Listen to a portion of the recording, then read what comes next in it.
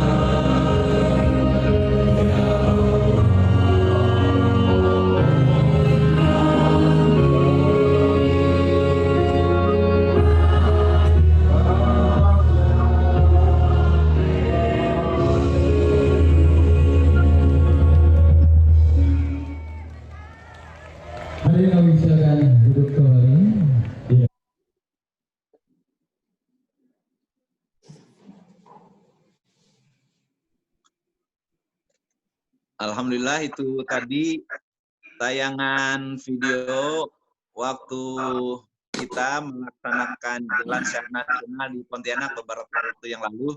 Terlihat di gambar ada Bang Akbar, ada Pak Mahfud, ada Bang Hari, ada Kang Doli, dan lain-lain. Juga ada Gubernur Kalbar tentu, beliau adalah simpatisan TNI. Alhamdulillah. Acara selanjutnya adalah sambutan dari Bang Akbar. Tapi saya belum lihat Bang Akbar sudah hadir apa belum ya? Bang Akbar. Halo, Jana. Belum. Mbak Nina, Masya Allah, selamat Idul Fitri Mbak.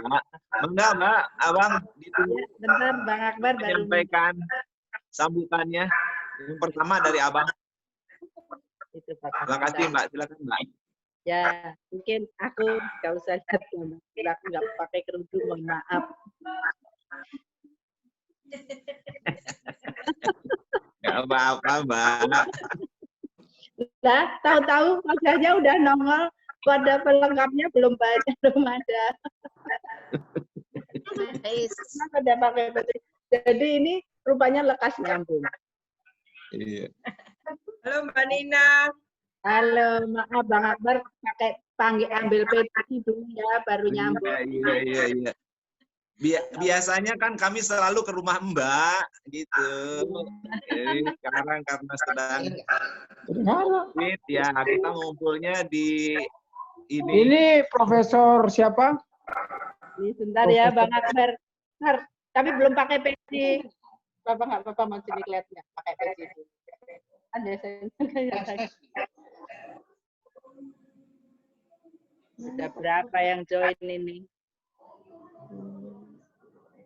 Silaturahmi. 400 orang, Mbak. Mbak Nina di situ aja, Mbak. Jangan pergi, Mbak. Ya, Mbak, aku mendampingi Bang Yang jadi 200 kira-kira, Mbak. Iya. Dad, apa soalnya mungkin ini ada Bapak diminta sambutan. Di situ aja. Nah, Assalamualaikum, Mbak Nina. alhamdulillah. Jangan pergi-pergi. Assalamualaikum. Waalaikumsalam. Warahmatullahi wabarakatuh. Assalamualaikum warahmatullahi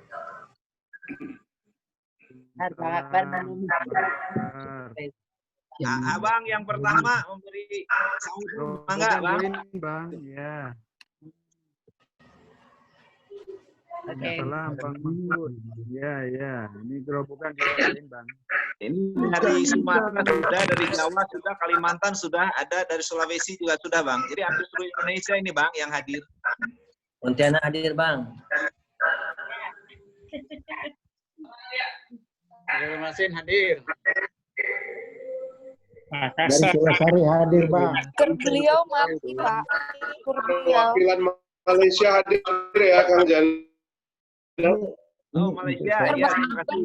Perwakilan Malaysia, Arman Syaharahap. Iya, iya, Mas. Bang Akbar masih mute itu. Iya, unmute dong.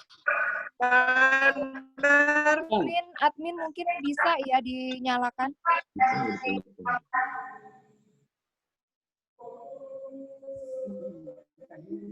Sama host bisa dibantu untuk dibuka Bang Akbar tuh. Biar unmute. Dan lainnya mute dong.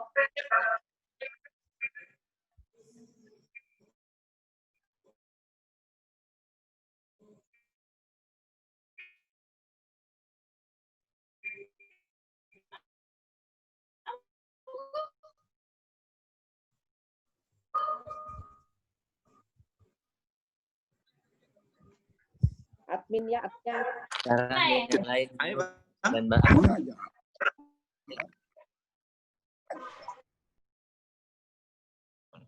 Niki tolong di unmute. Unmute ya. Pak Niki, ya tolong unmute.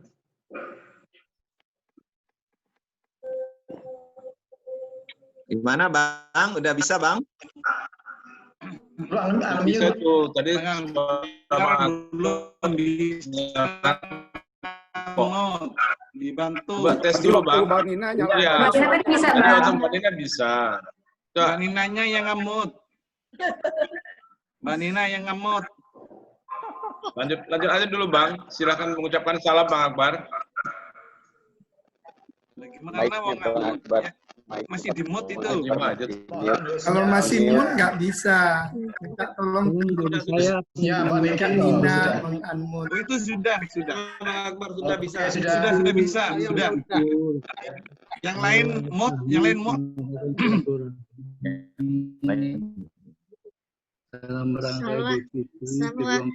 Ini selangsungan. Kita lakukan sekaligus juga untuk memperkuat rasa kebersamaan di antara kita, sekaligus juga tentu dalam rangka untuk meningkatkan kesatuan kita.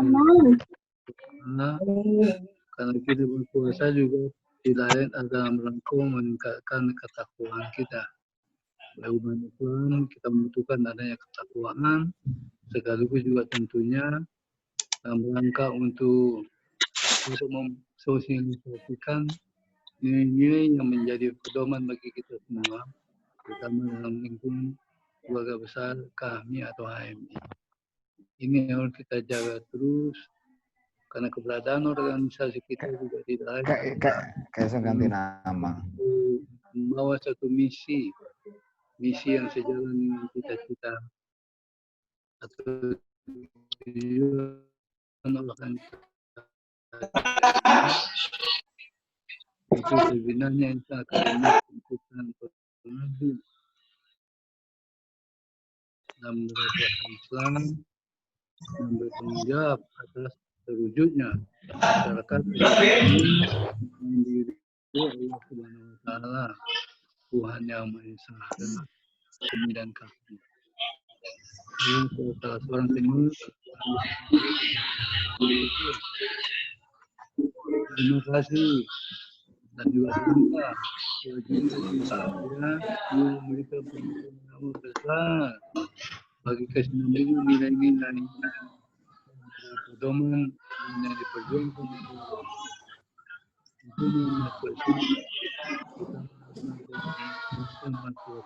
jadi nama umum yang dibawa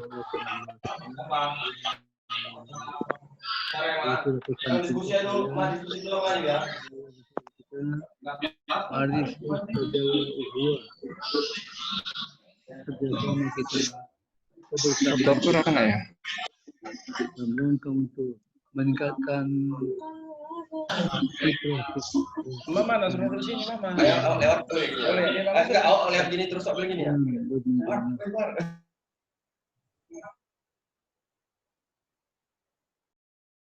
Rangka menyuka masyarakat adil dan makmur yang diridhoi Allah SWT dan Tuhan yang Maha Esa itu insya Allah akan bisa terwujud di waktu-waktu yang akan datang. Saya kira itu pesan singkat yang dapat saya sampaikan. Terima kasih atas gagasan, pikiran,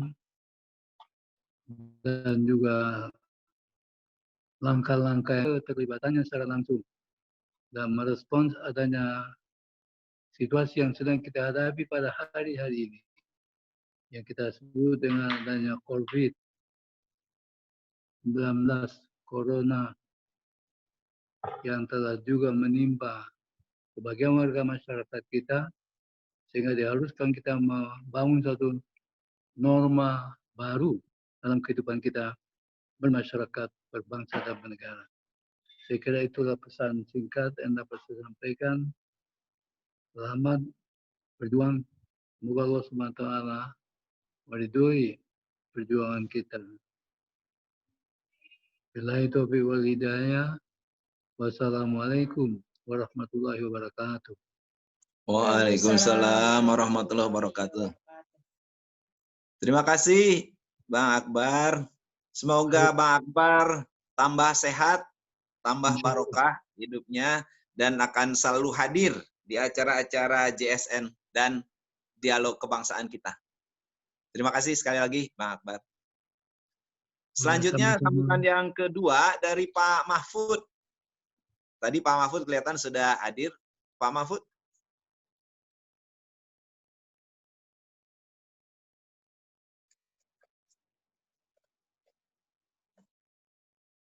Mangga Pak Mahfud. Waduh, nggak ada di sini. Mahfud MD aja. Ya. Mas Muhajir ada tuh yang di tengah, yang sebelah. Sudah. Nah ini Pak Mahfud. Pak Mahfud, ya, Assalamualaikum warahmatullahi wabarakatuh. Saudara. Waalaikumsalam warahmatullahi wabarakatuh. Serta silaturahim para pegiat jalan sehat keluarga besar kami. Pertama, saya bersama istri saya, Yati Mahfud. Ini juga alumni HMI. Saya nemunya di HMI dulu, Porhati. Ini hadir di sini karena ada Mbak Nina dan lain-lain tadi.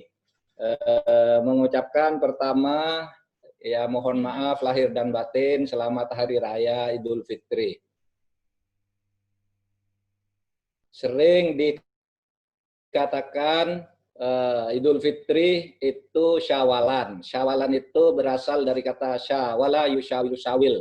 Artinya apa? Artinya peningkatan. Peningkatan atau pendakian. Peningkatan menuju yang lebih baik atau mendaki ke derajat yang lebih tinggi, itu namanya syawal. Nah, oleh sebab itu saya mengajak kita semua dalam kesempatan ini, mari sesudah ini kita bersyawal, meningkat, melangkah, move on. Nah ini penting, terutama bagi saya yang mewakili Kahmi di pemerintahan bersama Pak Muhajir dan sebagainya. Itu kadangkala kita itu untuk move on, untuk syawal, untuk meningkat, untuk melangkah lebih maju, kadangkala menghadapi hambatan-hambatan yang sifatnya kontroversial. Misalnya terkait dengan COVID, itu selalu saja kalau pemerintah membuat kebijakan, itu kan selalu ada yang setuju, ada yang tidak setuju. Sehingga kelihatan kalau, wah ini kelihatannya tidak kompak. Padahal kalau di pemerintahnya sendiri kompak. Yang tidak kompak itu kontroversi di masyarakatnya. Misalnya tentang COVID-19 itu apakah satu penyakit yang sangat serius betul atau macam. Dokter sendiri misalnya ada orang ID mengatakan tuh harus hati-hati, sangat mematikan, berbahaya. Itu kata seorang pengurus ID. Tapi pengurus ID yang lain mengatakan, enggak lah itu influenza kan biasa. Apalagi kalau dilihat jumlah kematian itu hanya 0,02%. Kalau influenza biasa itu 2% kematiannya. Jumlah kematian di Indonesia ini sekarang jumlahnya setiap hari 4.700. Sementara yang mati karena COVID rata-rata setiap hari itu 17 orang. Gitu. Jauh lebih banyak orang meninggal karena demam berdarah, jauh lebih banyak orang meninggal karena penyakit paru-paru, TBC, dan sebagainya. 70 adalah kecelakaan lalu lintas, misalnya. Nah, ada dokter yang mengatakan begitu. Ada yang bilang itu sangat serius. Bagi pemerintah dua-duanya, dua-dua aspirasi itu ditangkap, ditampung, dan diolah. Pun misalnya, ketika kita mau mengadakan pembatasan sosial PSBB, ya, berskala besar.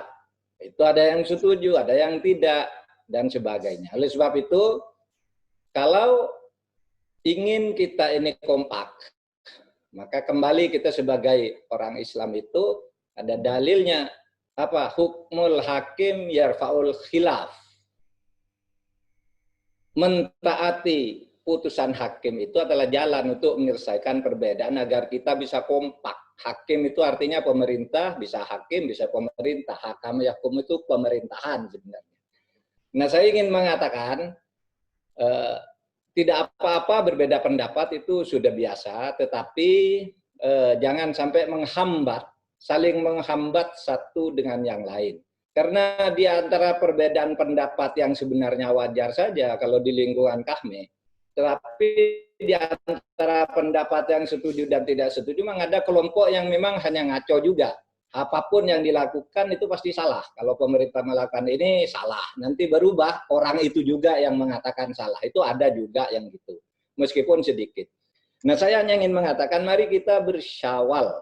Bersyawal itu melangkah, meningkat ke arah yang lebih baik sesuai dengan semangat ke-HMI-an yang selalu dinamis sejak dulu, tidak pernah terpaku pada situasi dan tidak mau berubah. Demikian sambutan dari saya. Mudah-mudahan kita semua sukses sesuai dengan semboyan kita, yakin usaha sampai. Assalamualaikum warahmatullahi wabarakatuh. Waalaikumsalam warahmatullahi wabarakatuh. JSN. Sebenarnya kita rencana JSN tahun ini di Jember, tapi ya karena ada COVID ya sementara kita tunda. Selanjutnya sambutan dari Mas Muhajir. Mas Muhajir juga rajin hadir di acara JSN. Mangga, Mas Muhajir. Assalamualaikum warahmatullahi wabarakatuh. Waalaikumsalam warahmatullahi wabarakatuh. Bang Akbar Tanjung, yang saya hormati Mbak Nina, yang masih tetap cantik, Pak Mahfud dan Bu Mahfud, dan Bapak Ibu sekalian yang tidak bisa saya sebut satu persatu. Saya lihat ada Bang Laudi, ada senior-senior saya itu, ada Pak Mas Zaki. Tadi Pak Mahfud sudah bicara soal kebijakan, saya bicara soal puasa aja. Jadi puasa itu kan Ramadan, itu asal kata dari Roma, Romad itu artinya pembakaran. Dan Ramadan itu bulan yang sebetulnya bukan dikenal pada tahun Hijriah. Sebelum Hijriah itu sudah ada bulan namanya Ramadan. Yaitu bulan yang dikenal, tahun yang dikenal pada zaman Jahiliyah, itu ada nama bulan yang namanya Ramadan.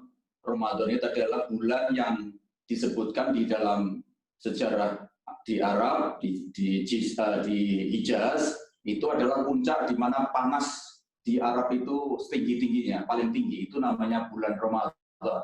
Karena itu bulannya disebut Ramadan. Yang panasnya luar biasa, seperti terbakar, maka disebut Ramadan. Karena itu sebelum Ramadan, itu disebut Sya'ban. Sya'ban itu artinya menghindar bersemburan, ya, bersebaran, menyebar, itu namanya Sya'ban. Kenapa disebut Sya'ban? Karena suku-suku Arab pada menjelang Ramadan itu menyebar mencari sumber mata air. Sumber mata air untuk bertahan supaya selama Ramadan nanti dia bisa hidup. Gitu ya. Dan sering dengan sumber mata air ini dijadikan alasan untuk berperang antar suku. Gitu. Karena itu pada bulan Sya'ban dan Ramadan itu dihalalkan untuk perang. Beda dengan bulan Muharram, musim haji sampai Muharram itu malah dilarang untuk perang. Tapi kalau Ramadan itu malah boleh perang. Karena pada perang Badar itu terjadi pada bulan Ramadan. Kemudian ketika diadopsi menjadi nama bulan Hijriah, itu yang dimaksud Romad itu sering diartikan sebagai membakar dosa. Membakar dosa karena itu bermuncul pada hadis Nabi, "Man shoma Ramadhana imanan wa ihtisaban ghufira lahu ma taqaddama min dhanbi." Itu barang siapa yang melaksanakan Ramadan, puasa Ramadan dengan penuh perhitungan dan keimanan, maka itulah sebabnya kenapa kemudian ketika Lebaran begini, halal bihalal itu disebut Idul Fitri, kembali ke suci setelah dosanya dibakar habis pada bulan Ramadan itu kemudian kembalilah kepada fitrah, itu Idul Fitri. Nah, ini kemudian kalau yang berkaitan dengan Syawal, kalau di Indonesia kemudian muncul tradisi apa itu halal bihalal. Halal bihalal sendiri itu tidak bahasa Arab standar. Orang Arab ketawa itu kalau ada halal bihalal itu apa maksudnya. Maksudnya itu kan bahasa Jawa halal-halalan itu, dan halal bihalal. Tapi orang Arab nggak ngerti itu, ketawa itu kalau dengar istilah halal bihalal. Nah, kemudian ayat yang dipakai, kemudian kita saling memaafkan untuk menunjukkan bahwa kita saling telah menyucikan diri, saling memaafkan. Tetapi di dalam Al-Quran jadi memang nggak ada ayat Al-Quran yang menganjurkan apalagi mewajibkan kita halal bihalal, lebaran saling memaafkan itu. Kalau memaafkan ya setiap saat. Gitu. Karena itu dicarilah ayat-ayat Al-Quran yang kira-kira nyambung. Gitu. Kemudian ketemulah ayat Al-Quran, yaitu insya Allah bunyinya A'udzubillahi minasyaitonirrajim wa syari'u ila maghfiratin min rabbikum wa jannatin ardhas samawati wal ardh mu'iddatil muttaqin alladzina yunfikuna fisyarra'i wa dharra'i wal kadhimina ghaidh wal 'afina 'anil nas. Jadi padahal ayat itu nggak ada urusannya dengan puasa, juga nggak ada urusannya dengan halal bihalal itu tentang utang piutang, ya. Tentang pinjam meminjam, tentang transaksi. Jadi kalau di dalam ayat Al-Quran sebelumnya itu bahkan itu berkaitan dengan masalah riba, yaitu ya ayyuhalladzina amanu la ta'kulu riba adhafan mudha'afa wattaqullaha la'allakum tuflihun. Jadi sebetulnya itu soal orang utang atau dalam transaksi, kalau sekarang pinjam bank lah gitu. Jadi kita itu diwajibkan oleh Al-Quran agar kita itu berderma, suka berderma, bersedekah, suka meminjamkan hak milik kita, gitu ya, baik dalam keadaan lapang maupun dalam keadaan sempit. Kalau yang meminjam itu kemudian masih berjanji, tidak menepati janji, maka diminta untuk menahan amarah, jangan gampang marah hanya gara-gara orang yang minjam itu tidak segera mengembalikan. Kemudian kalau akhirnya orang yang minjam itu nggak bisa mengembalikan dengan alasan-alasan tertentu, maka kita harus memaafkan mereka. Wa'afina linnas. Jadi itu sebetulnya memaafkannya urusannya dengan utang piutang gitu. Karena itu kalau ada kami yang ada tetangganya atau siapapun yang minjem dan itu ya itu intinya apa bulan Ramadan dan kaitannya dengan halal bihalal ini. Saya kira itu gitu. Dan untuk kebijakan saya kira biasa lah, kita kan sudah biasa di HMI. Ya. Biasa kita debat di HMI, kelain nggak, setelah itu kan biasa. Kita selalu dur-duran ya, kita kemudian WA-WA. Saya dengan Pak Anies kan juga gitu. Kelihatannya bentrok, tapi padahal setelah itu kita juga kirim WA, saling nggak ada masalah. Tapi orang lain kan menganggap serem, wah ini ada apa. Padahal kita kan harus saling mengingatkan kalau memang ada kekeliruan sama kita. Saya kira kita akan tetap menjaga solidaritas di HMI, kami. Yang penting kan sebetulnya kita harus terus menjaga apa itu nilai dasar perjuangan yang kita pahami betul. Saya kira kita sangat menghayati. Mudah-mudahan kita semua selalu dalam lindungan Allah SWT, menjadi orang yang selalu mengabdi kepada agama, nusa dan bangsa. Dan sebetulnya sekarang ini yang penting adalah bagaimana kita menyiapkan adik-adik kita ke depan yang agar ada kader-kader yang tangguh dari HMI ini. Saya kira suasana sudah berubah sekali. Jangan sampai kader-kader kita masih tetap latihannya seperti itu, basic trainingnya seperti dulu-dulu saja, advance trainingnya juga seperti dulu-dulu, padahal zamannya sudah sangat berubah. Ini tantangan berat saya kira untuk adik-adik kita, dan saya kira harus mulai betul-betul memikirkan mereka, karena kita dulu besar juga karena dibesarkan oleh kakak-kakak kita. Sekarang tugas kita lah kami ini. Saya khawatir kami ini kemudian tidak ngurusi HMI, tapi ngurusi dirinya sendiri, banyak kegiatan, termasuk jalan sehat gitu. Saya minta maaf mungkin tidak banyak ikut jalan sehat, karena saya kebetulan hobi saya bukan jalan sehat, tapi lari. Jadi kalau ada kami anggota klub lari, saya akan daftar hingga nanti. Terima kasih. Assalamualaikum, Pak Jana. Waalaikumsalam warahmatullahi wabarakatuh. Terima kasih, Mas. Semoga tambah sehat, tambah barokah, dan amin. Selanjutnya, Mbak Siti Juhro. Mbak Wibi.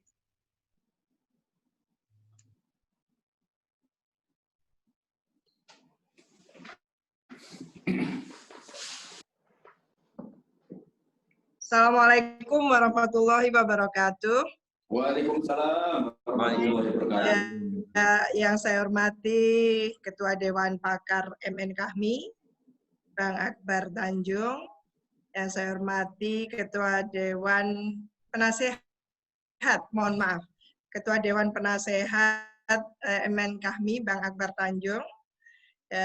Yang saya hormati Ketua Dewan Pakar MN Kahmi, Prof. Mahfud MD, dan Pak Menko PMK, Profesor Muhajir Effendi. Terima kasih, Mbak. Dan tentu ini moderator yang luar biasa, host yang luar biasa, Kang Jana, dan semua, ya ini tidak ditampakkan semua, jadi saya nyapanya susah ini. Dan tentu keluarga besar kami yang bisa hadir malam ini. Alhamdulillah, puji syukur kehadiran Allah SWT yang melimpahkan rahmat dan hidayahnya kepada kita semua dan memudahkan kita untuk hadir malam ini di acara silaturahmi alumni HMI. Selamat Idul Fitri 1441 Hijriah. Mohon maaf lahir dan batin kalau ada khilaf dan salah dalam bertutur kata dan bertindak. Semoga Idul Fitri kali ini membuat kita kembali fitri. Amin ya Rabbal Alamin. Amin. Bapak Ibu sekalian, ini jalan sehat menjadi fenomena baru dalam beberapa tahun terakhir ini. Al-aqlus salim fil jismis salim. Ya, akal yang sehat ada dalam badan yang sehat. Kami menjadi organisasi alumni yang makin kreatif dan relatif inovatif. Programnya tak sekadar memperingati hari jadinya dan mengingat pendirinya saja, tapi lebih dari itu meluaskan aktivitasnya ke area yang lebih bermanfaat lagi, yaitu berkontribusi baik di tataran gagasan atau ide, ya, gagasan-gagasan yang cerdas, yang lebih bermanfaat lagi yaitu berkontribusi gagasan cerdas baik dalam bentuk policy papers maupun buku-buku karya kami dan kegiatan konkret yang membumi terkait permasalahan krusial bangsa. Kegiatan Jalan Sehat Nasional yang dilakukan tiap tahun disambut dengan gegap gembita dan luar biasa. Jalan Sehat telah menjadi arena silaturahmi pada para alumni HMI. Menariknya yang hadir tak hanya dari daerah-daerah saja, tapi juga dari luar negeri. Tadi sudah diperdengarkan oleh Kang Jana, acara Jalan Sehat terakhir kita di Pontianak ya, yang dihadiri oleh 30.000 peserta, gitu ya. Dan tentu oleh tokoh-tokoh kami dan seluruh keluarga besar yang lintas daerah dan bahkan mungkin lintas negara. Ya, ini menarik sekali menurut saya, antusiasme dan semangat yang tampak melalui Jalan Sehat tersebut menunjukkan bahwa sebetulnya ada kerinduan ya para alumni terhadap himpunan yang tak pernah henti. Jalan Sehat tak hanya dilakukan tingkat nasional tapi juga provinsi, kabupaten ya dan kota ikut ya membentuk Jalan Sehat. Ini luar biasa. Jadi saya sempat ke Kendari waktu itu diundang oleh Prof. Laude Kamaludin. Di sana ternyata juga ada Jalan Sehat. Jadi di provinsi, di kabupaten, kota ada Jalan Sehat. Persoalannya setelah bertahun-tahun melakukan Jalan Sehat dan terbukti berhasil menghimpun para alumni, lantas apa yang harus dilakukan ke depan ketika COVID-19 menyerang dunia, tak terkecuali Indonesia? Kita sudah membatalkan acara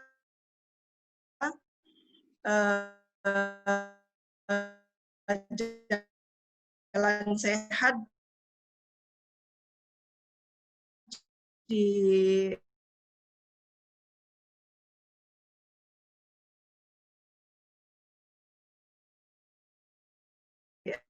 Jember ya, April yang lalu. Ini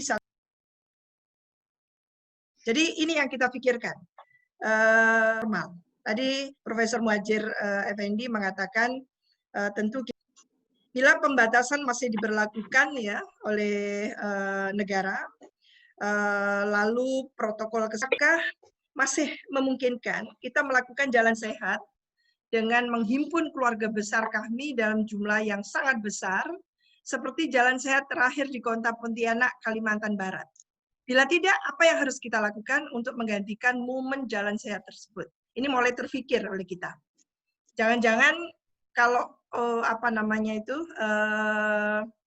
obatnya tidak ketemu, gitu ya, obat COVID-19 ini tidak ketemu, berarti kita akan berlama-lama, gitu, melawan COVID. Era the new normal menurut saya mensyaratkan kita untuk lebih adaptif dan agile. Jadi mampu able to move quickly memasuki era digital yang sangat kompetitif. Pengalaman 3 bulan terakhir memberikan juga message kuat bahwa kita sedang menjalani pola kehidupan baru. Work from home, satu contoh, memberikan pelajaran yang sangat berharga bahwa kreativitas dan inovasi tak boleh henti untuk menghasilkan achievement yang outstanding. Kita dituntut efektif dan efisien dan atau profesional. Tuntutan baru yang membuat kita tertantang untuk menghadirkan peran-peran yang signifikan agar kita tak lagi lag behind dan terlindas oleh arus perubahan yang berjalan sangat pesat. Dan untuk melakukan gagasan tersebut kita sudah punya Dewan Pakar ya, MN Kahmi, yang anggotanya terdiri atas pakar dari berbagai latar belakang ilmu. Belakangan ini Dewan Pakar juga sangat aktif melakukan seminar dan diskusi dan rencana internasional akan menggelar international conference tentang kemanusiaan dan perdamaian atau conflict resolution ala JK. Profesor Mahfud MD dalam hal ini sebagai Ketua Dewan Pakar sangat akomodatif dan senantiasa mendorong kegiatan ilmiah ini untuk senantiasa diselenggarakan. Tentu kita senang ya ini. Bahkan yang juga luar biasa adalah pendataan alumni yang dilakukan oleh Kang Jana. Jadi kita harus apresiasi. Dengan klasifikasi baik guru besar, doktor maupun latar belakang ilmu dan bahkan juga tahun kelulusan. Pekerjaan mendata kader itu bukanlah hal yang ringan menurut saya. Apalagi itu dilakukan untuk alumni seluruh Indonesia. Oleh karena itu kita apresiasi Kang Jana yang sangat concern dengan pendataan dan ikhtiar mengumpulkan potensi KAHMI melalui para alumni HMI. Kita berharap alumni HMI mampu berkreasi dan berinovasi lebih konkret lagi dalam waktu dekat, khususnya dalam merespon masalah yang dihadapi bangsa. Kita berharap jumlah doktor dan guru besar KAHMI yang jumlahnya terus meningkat ya, bisa diwadahi dalam forum guru besar dan juga forum doktor KAHMI. Dengan membentuk tentunya forum-forum tadi diharapkan akan ada yang mengelola dan menyiapkan program dan setiap disiplin ilmu terwakili dengan baik. Sehingga dengan demikian pembahasan permasalahan bangsa secara interdisipliner bisa dilakukan oleh KAHMI. Hal ini akan menjadi terobosan baru yang bagi KAHMI dalam berkontribusi untuk NKRI. Jadi beberapa hal tadi itu menurut saya menjadi catatan penting ke depan.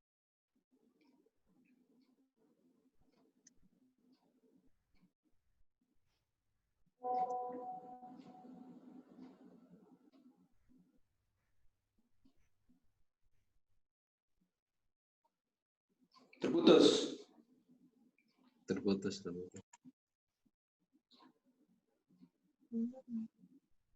Suaranya hilang, Kang Yana. Ya, sebentar. Sebentar, Mbak.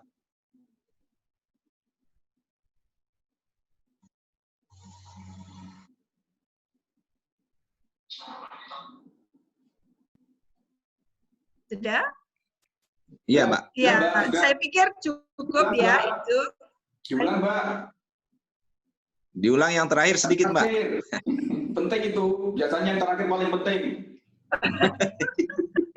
Yang apa tadi lupa? Iya, jadi menurut saya tadi kan Prof. Muhajir mengatakan bahwa bagaimana kita menyiapkan dalam waktu yang segera seperti saat ini, gitu ya. Karena kita sudah masuk ini, kita menjalani era the new normal. Kita tidak perlu kopi darat, gitu ya. Tapi kita gunakan fasilitas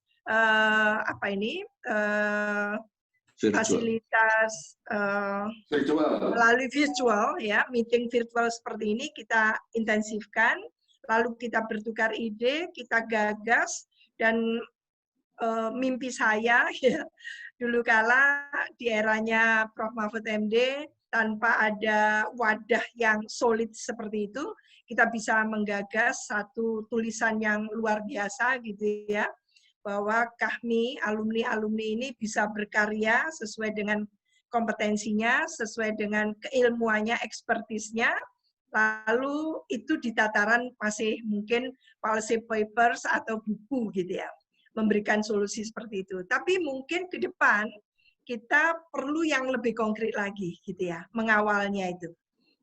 Karena bagaimanapun juga kita tidak bisa membiarkan negara itu akan seperti ini gitu ya.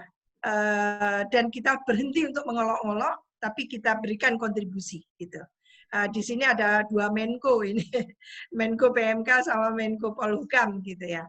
Yang menurut saya sudah saatnya lah kami juga diajak ngomong gitu ya, diberikan tugas lah. Tolong kasih ide kayak apa gitu. Tentu kita akan proaktif untuk melakukan itu, tapi kalau kita nggak diperlukan, kita nggak enak. Tentu di luar, personally kita juga melakukan itu, meskipun tidak harus membawa nama KAHMI. Tapi lebih bagus lagi kalau apa yang kita punyai, potensi-potensi yang luar biasa, yang sudah didata, ekspertisnya tercatat, dan sebagainya, itu dimaksimalisasikan, dikapitalisasi ya, tentu untuk kebutuhan Indonesia. Itu mungkin Pak Menko, Kang Jana, mudah-mudahan ini menjadi langkah awal yang menurut saya kita akan membentuk forum HUBES, forum dokter gitu ya, lalu diturunkan dengan tentunya per bidang, ekspertis dan sebagainya, lalu melakukan tugas-tugasnya.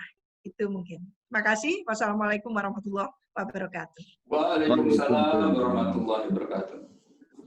Sedikit menyambung yang disampaikan oleh Mbak Wiwi, jadi sementara ini yang tercatat, guru besar itu alumni HMI ada 600 orang, dokter yang sudah tercatat itu ada 1.400, jadi kira-kira total itu ada 2.000. Sebenarnya ya belum banyak, karena dari guru besar seluruh Indonesia itu kira-kira hampir 6.000, kalau kita cuma ada 600 kan cuma 10%. Sebenarnya idealnya mungkin kita bisa punya 20%.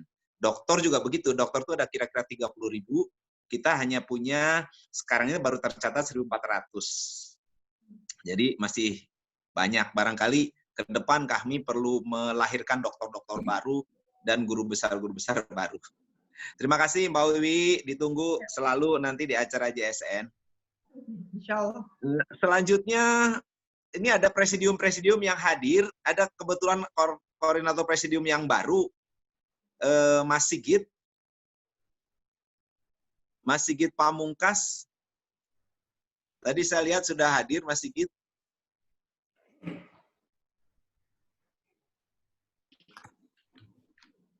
Halo, Assalamualaikum warahmatullahi wabarakatuh. Waalaikumsalam warahmatullahi wabarakatuh. Kok wajahnya begitu? Wajahnya begitu Mas, masih pakai video. Wajah pakai video Mas. Pertama, yang saya hormati, yang kita hormati bersama-sama, Dewan Penasehat KAHMI, Bang Akbar Tanjung, Dewan Pakar KAHMI, Prof. Mahfud MD, sekaligus Menko Polhukam, yang kita hormati juga Wakil Ketua Dewan Etik, Bang Laude M. Kamaluddin, yang kita hormati dan banggakan Bapak Muhadjir Darwin, Menko PMK. Muhadjir Darwin itu dosen sampean itu. Effendi. Muhadjir Effendi, mohon maaf. Tapi benar Pak Muhadjir Darwin juga kami itu. Iya, betul. Presidium pada kesempatan kali ini, Prof. Siti Zuhro, Bang Doli, Kang Herman Khairon, tadi saya lihat, dan Sohibul Fikon, Kang Jana, terima kasih atas fasilitasi pertemuan pada malam ini yang sangat luar biasa. Pertama, saya perlu mengapresiasi pertemuan kali ini melalui Fikon yang barangkali untuk sampai dengan yang saat ini kita lakukan, yang melibatkan alumni HMI itu yang terbesar adalah pertemuan pada malam kali ini. Gitu. Saya lihat sampai 252 peserta. Ini satu hal yang membanggakan. Keberadaan Jalan Sehat KAHMI melengkapi keberadaan KAHMI sebagai organisasi. Kalau saat ini kita melihat Muhammadiyah itu kuat sebagai sebuah organisasi, tetapi untuk komunitas saya melihat tidak begitu kuat. NU saya melihat sebagai sebuah organisasi tidak begitu kuat, tapi sebagai sebuah komunitas dia sangat kuat. Nah, pada titik inilah saya melihat KAHMI ini ingin memperkuat dua-duanya pada level organisasi dan level komunitas. Kalau ini bisa kita kembangkan terus ke depan, kuat di sisi organisasi dan kuat di sisi komunitas, maka saya yakin apa yang dilakukan KAHMI akan menjadi model bagi pengorganisasian potensi-potensi yang ada di bangsa kita. Barangkali ke depan Muhammadiyah juga akan memperkuat komunitasnya, sedangkan NU yang sudah kuat pada level komunitas juga akan semakin mengukuhkan dimensi organisasinya. HMI memberi jalan ketiga bagaimana sebuah organisasi itu mesti dikelola. Yang kedua, alumni KAHMI ini tersebar di banyak tempat. Kalau kita bagi secara garis besar, ada yang ada di pemerintahan dan ada yang di luar pemerintahan. Nah, sering kita barangkali melihat ada kritisisme yang disampaikan oleh alumni KAHMI yang ada di luar pemerintahan, tetapi juga kita lihat alumni KAHMI yang ada di dalam pemerintahan membuat kebijakan-kebijakan yang sangat membanggakan. Terkait dengan apa yang kita alami saat ini, pandemi COVID-19, sebenarnya bangsa kita ini menghadapi dua tantangan sekaligus, dan saya dalam persoalan COVID-19 ini menjadi saksi bagaimana Pak Menko Polhukam, Pak Menko PMK itu berusaha memenangkan dua pertarungan sekaligus, yaitu menang untuk melawan COVID, sekaligus menang untuk tidak jatuh pada krisis ekonomi. Terakhir saya membaca berita tentang bagaimana negara-negara di dunia menghadapi dua isu itu sekaligus. Sukses menangani COVID dan menghindar dari kejatuhan resesi ekonomi. Kuadran terbaik adalah sukses menangani COVID dan tidak mengalami krisis ekonomi. Pada kuadran itu, dari banyak negara di dunia, itu hanya ada 4 yang ada di kuadran ideal itu. 1 adalah Vietnam, 2 adalah Cina, 3 adalah Jepang, dan yang keempat adalah Indonesia. Di luar 4 negara itu, adalah rata-rata mereka berada pada sukses pada penanganan COVID, tetapi dia gagal dalam penanganan ekonomi. Atau negara itu sukses bertahan pada ekonominya, tetapi dia gagal pada aspek kesehatannya. Atau yang ketiga, yang paling buruk adalah gagal dalam perang melawan COVID, dan gagal juga untuk tidak jatuh pada resesi ekonomi. Nah, pada titik inilah saya melihat apa yang dilakukan Pak Menko Polhukam, apa yang dilakukan oleh Pak Menko PMK itu luar biasa. Dan ini perlu kita apresiasi bersama, kita bangga sebagai alumni HMI atas kerja-kerja yang telah dilakukan oleh beliau-beliau ini. Nah, oleh karena itu, kalau selama ini banyak kritik terhadap apa yang dilakukan oleh pemerintah yang dalam batas-batas tertentu, hal ini adalah diwakili oleh Pak Menko Polhukam maupun Pak Menko PMK, itu barangkali perspektifnya harus dilihat pada sisi yang lain, begitu. Dalam arti begini, barangkali kita tidak akan pernah mengulang sejarah. Kalaupun mengulang sejarah mungkin 20 atau 30 tahun lagi, dalam satu pemerintahan ada 2 Menko alumni HMI. Dan Pak dan dekat dengan HMI juga ada Pak Erlangga Hartarto, begitu. Bahkan Pak Erlangga Hartarto juga disebut sebagai, sebagian orang mengatakan beliau alumni HMI. Kalau begitu ada 3 Menko, ya. Menko Perekonomian, Menko PMK, dan Menko Polhukam. Nah, pada titik itu, ini adalah kesempatan bagi kita semua untuk membantu apa yang dilakukan oleh alumni HMI yang duduk di dalam pemerintahan, mensukseskan kerja-kerja keumatan, mensukseskan kerja-kerja kebangsaan sesuai dengan posisinya, tanpa dalam menghilangkan kritisisme, tetapi dalam batas-batas yang kita bisa maklumi. Dan saya melihat chatting di beberapa grup yang saya ikuti, itu ada semacam siklus. Setiap periode waktu tertentu, entah itu periode mendekati reformasi, mendekati peringatan 30 September, mendekati beberapa hari yang momen-momen tertentu, itu senantiasa didaur ulang sentimen atau isu ketakutan terhadap entitas tertentu, gitu. Dan dengan mengabaikan keberadaan dari alumni HMI yang ada di dalam struktur pemerintahan. Pak Menko Polhukam, Pak Menko PMK itu menjadi saksi, ya, atas banyak hal tuduhan-tuduhan sebenarnya kalau saya lihat adalah mungkin bisa dikatakan tidak benar. Saya beberapa kali menyaksikan beliau-beliau ini di rapat kabinet dan sangat luar biasa ide gagasan yang disampaikan oleh beliau-beliau ini. Jadi ketika kebijakan yang diambil oleh pemerintah itu baik, mari kita dukung. Tetapi apabila ada yang tidak tepat, kita kritisi bersama. Nah, bagaimana kita mengkritisi apa yang diambil atau yang dilakukan oleh pemerintah? Kalau selama ini model paling umum di dalam mengkritisi kebijakan pemerintah adalah pertama melalui demonstrasi, dua melalui pernyataan sikap. Itu yang paling banyak dan paling mudah dilakukan. Nah, ke depan barangkali kami perlu meningkatkan leverage-nya, cara mengkritisi apa yang dilakukan pemerintah. Kalau demonstrasi itu mudah kita lakukan ketika menjadi mahasiswa. Kalau kita membuat pernyataan sikap, itu juga sangat mudah sekali.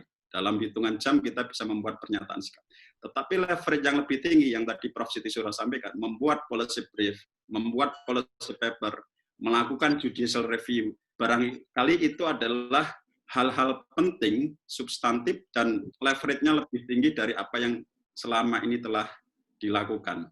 Kita ke depan mencoba, kalau ada satu masukan atau kritisisme kepada pemerintah, leverage-nya itu adalah naik pada policy paper atau policy brief, policy paper, dan lebih tinggi lagi adalah pada judicial review, tanpa mengabaikan hal-hal lain yang sebelumnya sudah kita lakukan bersama-sama. Saya tentu tidak bisa menyampaikan banyak hal. Tadi Prof. Siti Zuhro sudah sangat menghipnotis kita semua tentang bagaimana new normal itu harus kita lakukan. Dan kerja-kerja organisasi pun kita juga harus menyesuaikan dengan kondisi new normal ini. Sebagai informasi kepada komunitas Jalan Sehat, 2 minggu ke depan kami akan melakukan Rapimnas via online ya, Vicon, melalui Vicon begitu. Dan temanya juga terkait dengan new normal, ide Prof. Siti Surah juga, kami di era new normal, bagaimana seharusnya kami bersikap. Itu saja yang dapat saya sampaikan. Terima kasih. Selamat Idul Fitri. Mohon maaf lahir dan batin. Terima kasih. Sehat selalu dan berkah bagi kita semua. Billahi taufiq wal hidayah. Assalamualaikum warahmatullahi wabarakatuh. Waalaikumsalam warahmatullahi wabarakatuh. Terima kasih Mas Sigit. Selamat menjalankan tugas sebagai Korpres yang baru. Ditunggu nanti di acara JSN maupun dialog kebangsaan yang akan datang. Selanjutnya ada Bang Hari sebagai presidium juga, sebagai mantan ketua umum PBHMI juga. Mangga Bang Hari. Makasih Kang Jana. Assalamualaikum warahmatullahi wabarakatuh. Waalaikumsalam warahmatullahi wabarakatuh. Bang Akbar, Prof. Mahfud, Prof. Muhajir. Ini dulu bersama-sama saya waktu beliau Menteri Pendidikan dan Kebudayaan. Sama-sama ketua cabang. Sama-sama ketua. Cabang Jakarta, cabang Malang. Ya, Korpres yang baru, Korpres 4.0, Mas Sigit Pamungkas. Ini yang keempat kali. Yang keempat kita ganti Korpres tiap 8 bulan. Alhamdulillah tadi pidatonya cukup memperjelas situasi sekarang bersama Prof. Wiwi yang membuat kita tampaknya makin bersemangat untuk mengelola KAHMI dan kalau bisa juga HMI pada situasi yang sekarang ini, situasi new normal. saya merasa ini satu gejala yang baru. Biasanya kita halal bihalal di malam kedua di rumahnya Bang Akbar. Sekarang kita halal bihalal di masing-masing. Ini. Dan alhamdulillah banyak sekali tadi sampai hampir 270 yang hadir. Bayangkan kalau 270 di rumahnya Bang Akbar, saya kira itu cukup menghabiskan konsumsi. Iya. Ya, menghemat juga konsumsi Pak Prof. Muhajir. Saya beberapa waktu yang lalu juga menjadi host di Majelis Nasional Kahmi, acara conference dengan Menteri Pertanian soal stok beras. Hadir juga sampai hampir 300. Jadi saya kira Mas Korpres, Mas Sigit, mungkin pola new normal yang sekarang ini bisa kita lakukan lebih intensif untuk beberapa membantu tugas-tugas Kahmi, sekaligus tadi saya setuju sekali membantu tugas-tugas para alumni kita yang sekarang sedang memimpin pemerintahan, bukan saja pemerintahan tetapi juga di tempat-tempat lain, di lembaga-lembaga negara lain, di perguruan tinggi, di termasuk mungkin yang masih aktif di LSM dan seterusnya. Bagaimana Kahmi bisa menjadi salah satu alternatif dengan pola seperti ini. Saya kira Kang Jana memunculkan satu inovasi baru tentang jalan sehat nasional itu, mungkin pola ini juga bisa kita lakukan lagi dengan dengan situasi yang new normal ini. Saya dan keluarga, saya di Depok ini sudah 2 bulan lebih, hampir 3 bulan tidak keluar rumah, bekerja dari rumah, melakukan pekerjaan dengan vikon-vikon beberapa kali juga seperti itu. Alhamdulillah semuanya berhasil dan jadi pola ini juga kita bisa lanjutkan ke depan. Dan saya dan keluarga mengucapkan selamat Hari Raya Idul Fitri. Mohon maaf lahir dan batin. Semoga silaturahmi kita bisa kita jaga dan terus kita tingkatkan. Tadi Pak Prof. Mahfud dan Prof. Muhajir mengatakan meningkatkan amal dan kebaikan kita dengan Syawal yang kita masuki sekarang ini. Saya kira demikian Kang Jana. Terima kasih. Assalamualaikum warahmatullahi wabarakatuh. Terima kasih Bang Hari. Semoga tambah sehat, tambah barokah. Selalu ditunggu di acara JSN dan Dialog Kebangsaan. Terima kasih sekali lagi. Selanjutnya ada presidium yang lain, Bang Hamdan Zulfa, juga pernah menjadi ketua MK. Bang Hamdan, mangga Bang. Ya, Assalamualaikum warahmatullahi wabarakatuh. Terima kasih. Waalaikumsalam warahmatullahi wabarakatuh. Bang Akbar, dari sana Pak Mahfud, Pak Muhajir, dan para tadi koordinator presidium dan para presidium, dan saya lihat dari seluruh Indonesia juga banyak ini luar biasa. Saya terlebih dulu menyampaikan ucapan selamat Idul Fitri, mohon maaf lahir dan batin. Ini kesempatan yang sangat luar biasa.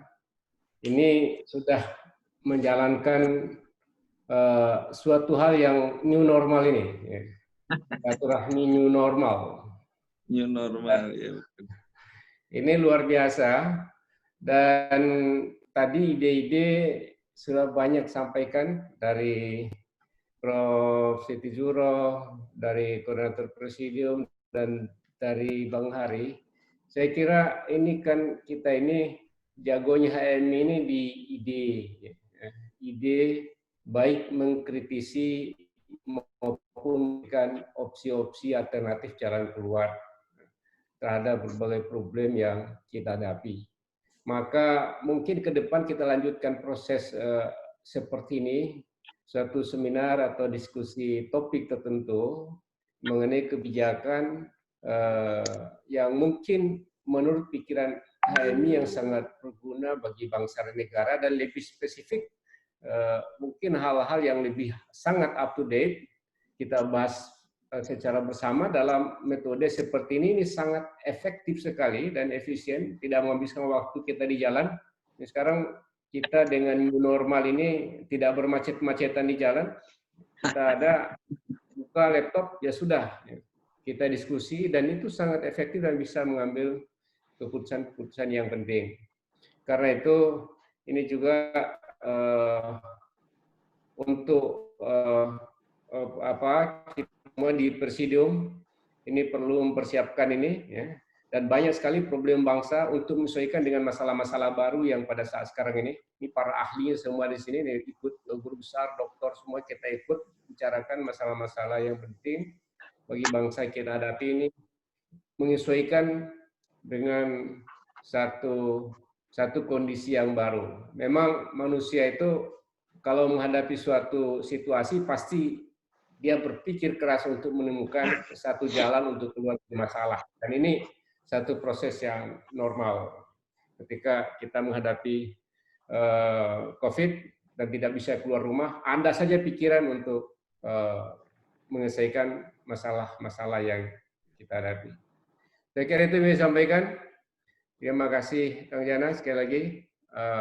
Mohon maaf lahir batin. Ini maaf lahir batin ini penting karena selama bulan puasa tadi disampaikan oleh Pak Muhajir, kita dosa kita dihapuskan oleh Allah insya Allah selama bulan puasa. Amin. Tapi itu dengan hubungan dengan Allah ya, dengan Allah ya. Hubungan manusia belum selesai, karena itu dalam suasana silaturahim ini kita selesaikan hubungan antar manusia biar tidak ada dosa lagi di antara kita. Mohon maaf lahir dan batin. Assalamualaikum warahmatullahi wabarakatuh. Waalaikumsalam warahmatullahi wabarakatuh. Terima kasih, Bang. Ditunggu ya, Bang. Nanti di JSN dan dialog kebangsaan yang akan datang. Selanjutnya, Presidium yang lain yang hadir ada Bang Herman Hairon, Kang Herman Hairon. Kang Hero. Mangga, Kang. Kang Herman Hairon. Ini bisa nih. Tes. Ya, Assalamualaikum warahmatullahi wabarakatuh. Waalaikumsalam.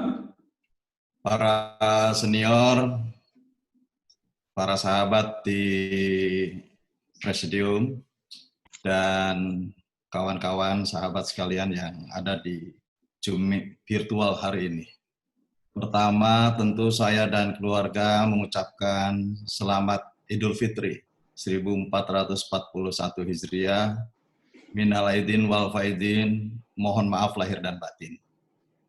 Yang kedua, memberikan apresiasi kepada Kang Jana, khususnya secara pribadi, karena saya melihat perjuangan KFJS ini sejak awal.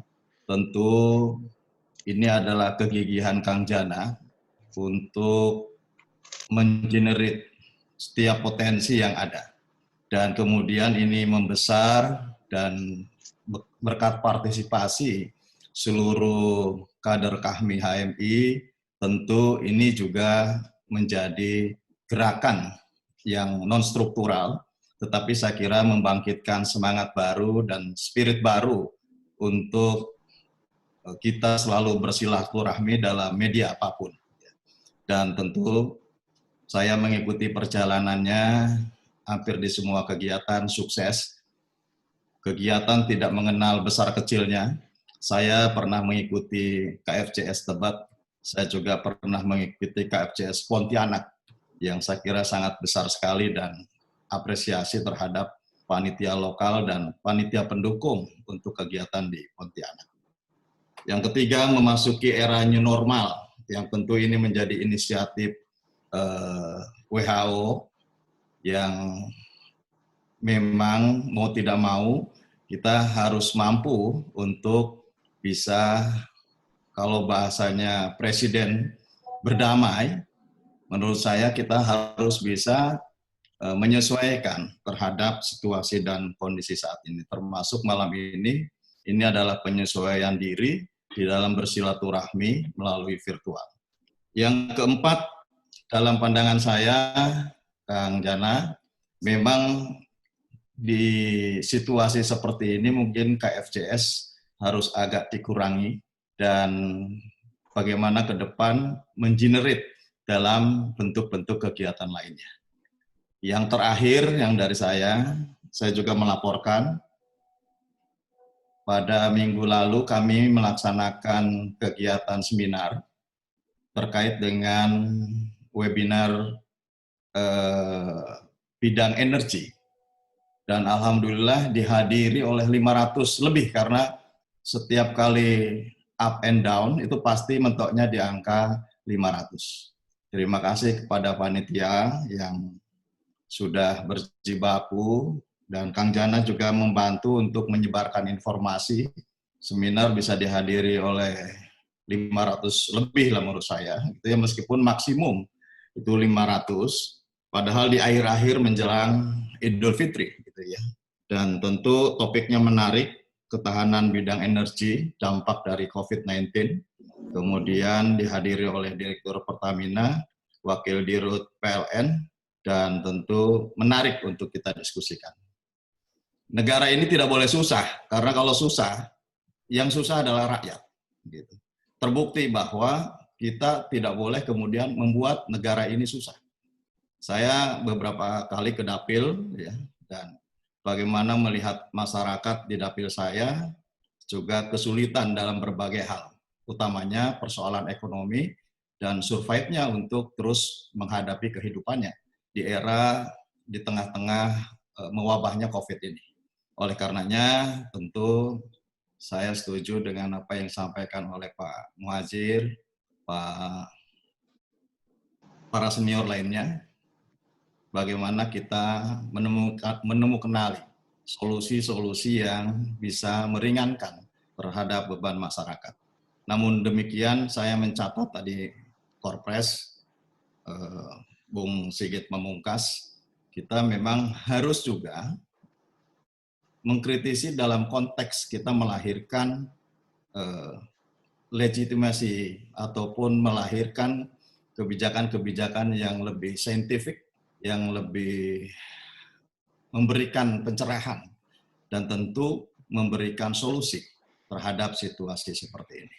Meski barangkali Pak Muhajir, kemudian Bang Mahfud, meski saya berada di partai yang di luar pemerintah, tetapi pada sisi-sisi lain untuk bisa mendukung terhadap kehidupan masyarakat yang lebih baik, tentu saya termasuk orang yang mendukung terhadap berbagai kebijakan yang bisa memberikan kebaikan bagi rakyat. Saya kira demikian. Terima kasih Kang Jana. Bravo, lanjutkan. Mudah-mudahan Allah meridhoi. Assalamualaikum warahmatullahi wabarakatuh. Waalaikumsalam warahmatullahi wabarakatuh. Waalaikumsalam warahmatullahi wabarakatuh. Terima kasih Kang Hero. Ditunggu terus di acara-acara kami yang akan datang. Selanjutnya ada Kang Doli Kurnia, dipanggil Akang walaupun orang Medan karena lama di Bandung. Mangga Kang Doli. Terima kasih Kang Jana. Bismillahirrahmanirrahim. Assalamualaikum warahmatullahi wabarakatuh. Waalaikumsalam warahmatullahi wabarakatuh. Yang saya hormati Ketua Dewan Penasehat Bang Akbar Tanjung, kemudian Ketua Dewan Pakar Prof. Mahfud MD, kemudian ada juga hadir Wakil Ketua Dewan Etik Prof. Laude, juga yang saya hormati Menko PMK, Prof. Muhajir Effendi, kemudian Koordinator Presidium dan seluruh Presidium Majelis Nasional KAHMI. Juga saya lihat hadir banyak sekali nih mantan Ketua Umum, mulai dari Pak Mas Syarif Roma saya lihat tadi ada, kemudian ada Bang Saleh Halid, kemudian Bang Jaki, termasuk Bang Hari, dan seluruh peserta yang banyak sekali juga hadir dari majelis wilayah atau majelis daerah KAHMI seluruh Indonesia. Untuk pertama saya mengucapkan selamat Fitri 1441 Hijriah. Minal aidin wal faizin, mohon maaf lahir dan batin.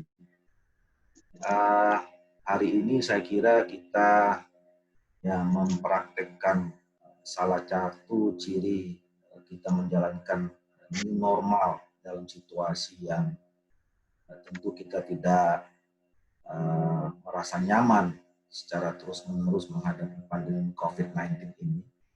Tapi saya kira Kang Jana sudah mengambil inisiatif. Terima kasih banyak, Kang.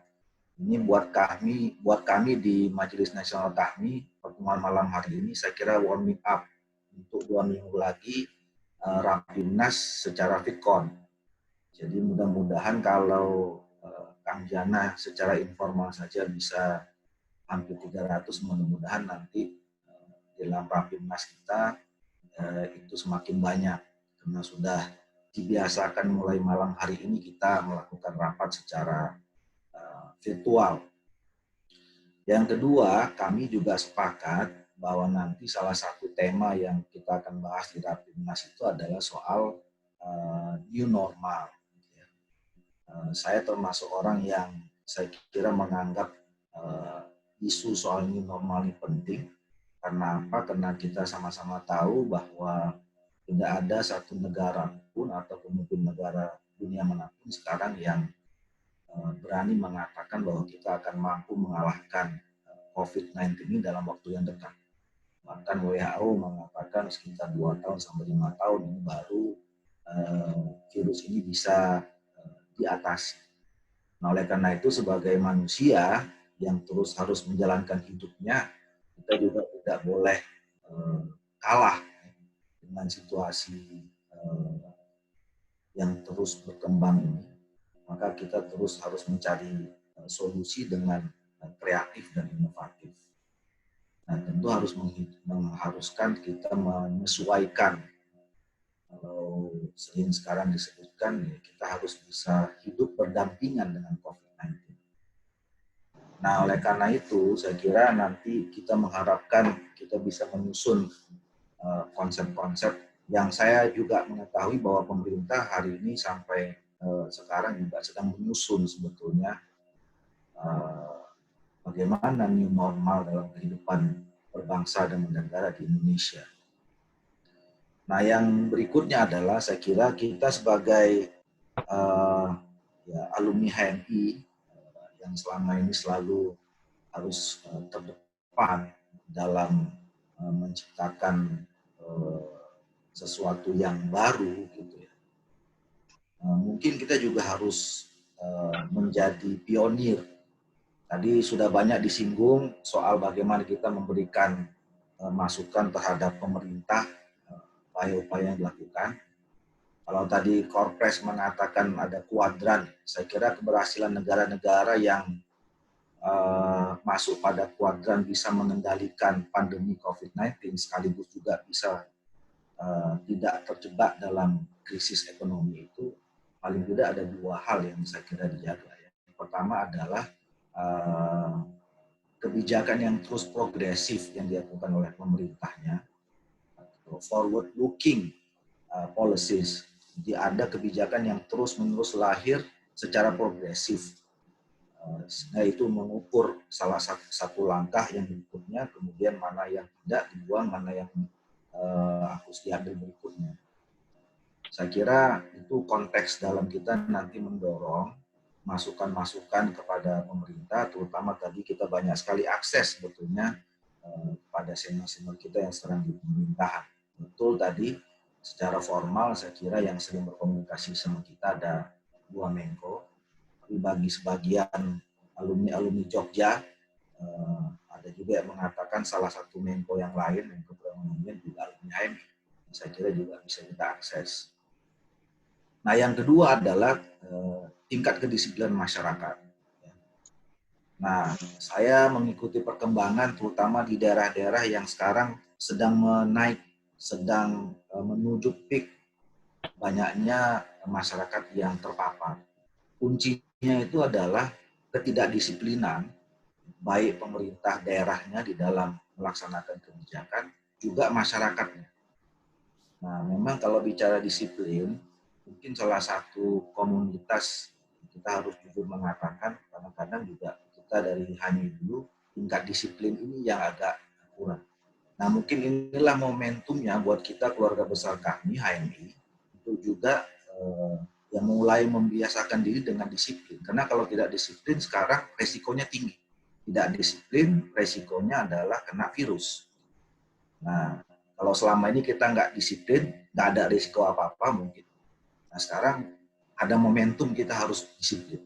Nah, jadi secara, kalau selain struktural, secara kultural juga kita harus memulai membiasakan diri seperti itu. Nah, buat saya yang hari-hari yang terakhir ini dikasih tugas, mengikuti perkembangan politik di Indonesia, konsep new normal ini jadi penting, terutama kami yang akan memutuskan pelaksanaan pilkada serentak di tahun 2020 yang sudah diputuskan, insya Allah besok di DPR kita akan rapat tanggal 9 Desember, tetap 9 Desember 2020. Jadi konsep new normal ini akan diuji dalam pelaksanaan pilkada serentak di tahun 2020 ini. Mudah-mudahan ini bisa berhasil.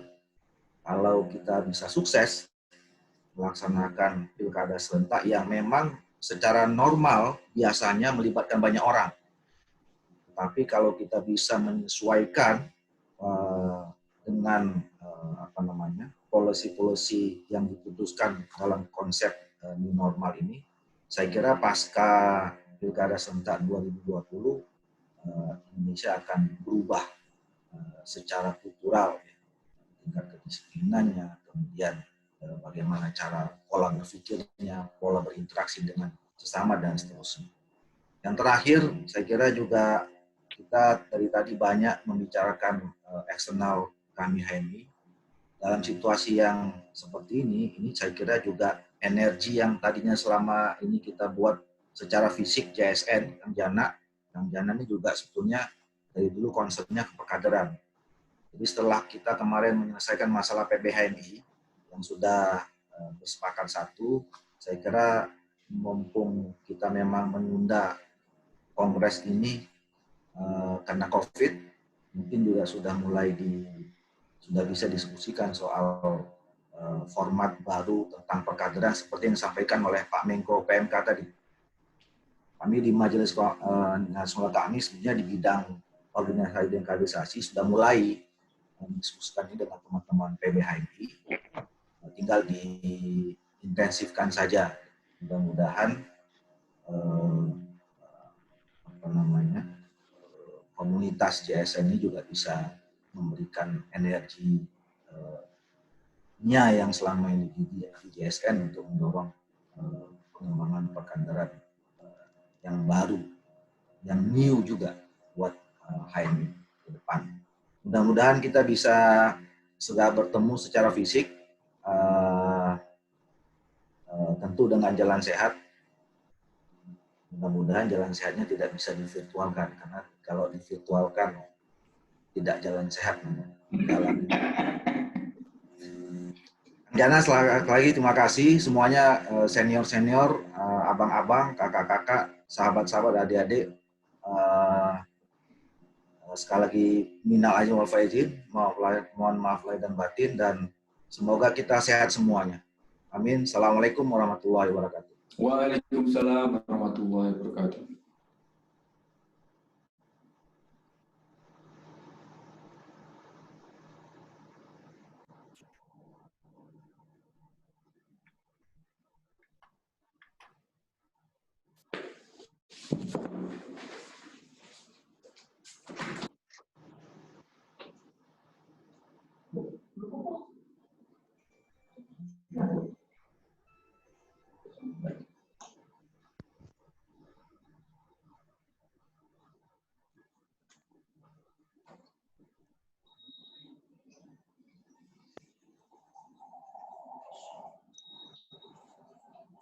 Mohon maaf sebentar tadi ada gangguan. Ini Bang Laude dari Dewan Etik Majelis Nasional Kahmi dan juga rajin ikut acara Jalan Sehat. Mangga Bang Laude.